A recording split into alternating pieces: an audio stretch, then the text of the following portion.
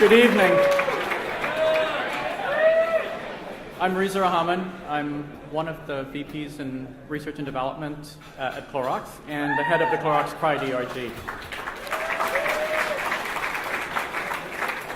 We are here tonight to celebrate the huge strides that workplace and social equality have made in the last few years. We are here to recognize the huge contribution that Out and Equal has made to that progress, and to commit individually and as a group to keep that momentum going. After 6 workplace summits, 5 momentum dinners, 4 executive forums, I believe deeply in Out and Equal, and I'm here to ask you to help fund the future of workplace equality by opening your hearts and opening your wallets. So, a little bit of my own story. So today I stand before you, a gay man, comfortable and happy, in the words of Lady Gaga, that I was born this way, with a husband who for 15 years has been the one who completes me,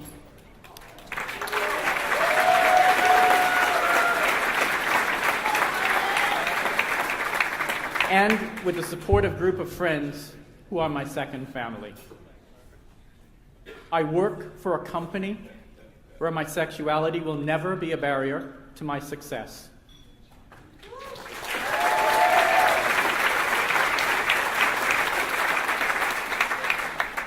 My present reality is a future that I once dreamed of, but never believed would happen.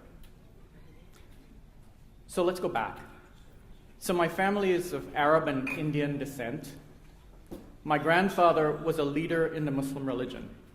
And for those of you who don't know, the Muslim position on homosexuality makes the Catholic one look pretty tame. My family's in Trinidad, which is an absolutely beautiful country, but not the least homophobic society on the planet. I was the eldest son of the eldest son. And as such, I spent a lot of my life trying to be what everyone wanted me to be, what I thought I needed to be, and what I thought I had to be. I got within 6 weeks of a wedding to a woman I cared for, but never could love in the way that she would need me to love her.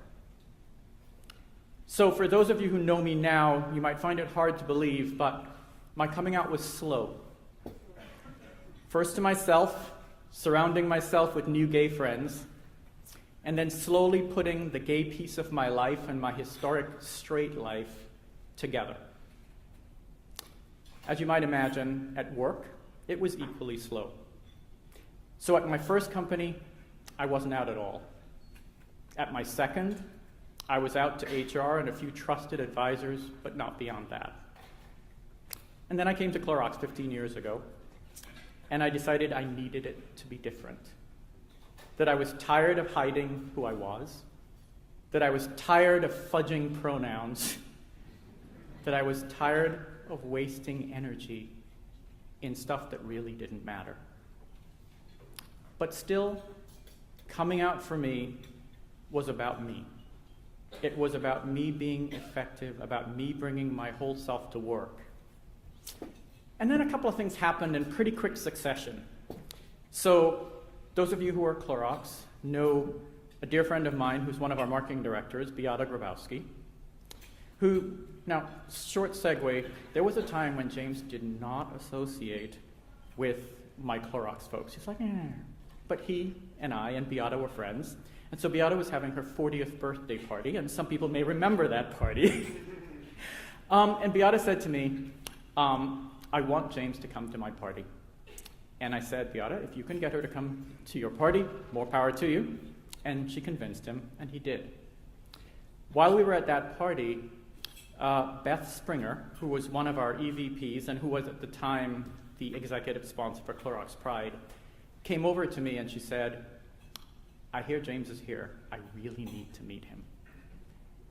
And in one blinding moment, the fact that someone that high up in the company was invested in my personal life enough to ask to meet my partner swept away a fog.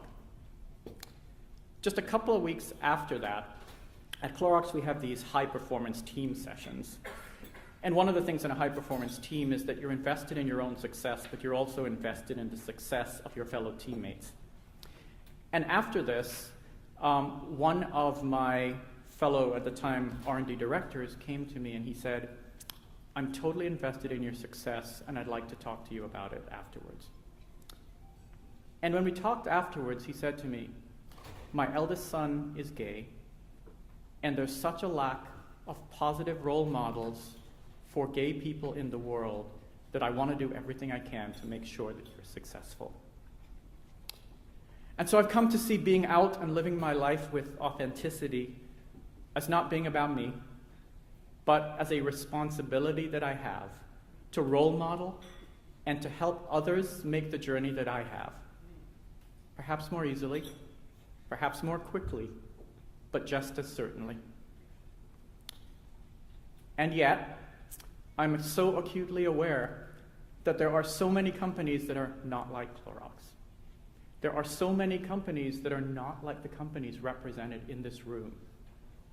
And that there are so many people in this country who still have to choose between being true and open to the person they love and having security and safety in their careers. Even more, I think of the many LGBT workers in other countries like India, where Out and Equal is making a beachhead, for whom the peace and comfort that I feel in living my life authentically is as impossible a dream as it once was for me. Out and Equal has had a tremendous impact in helping Clorox along the path to workplace equality.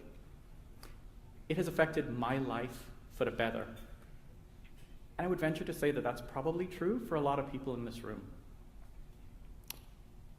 Each of us has many places where we can direct our charitable contributions, and so many of those places are worthy. But there is so much work that remains to be done on workplace equality. And there is no organization more effective, or in my eyes, more worthy than Out and Equal. So please, open your hearts and open your wallets to Out and Equal, and let us help to fund the future.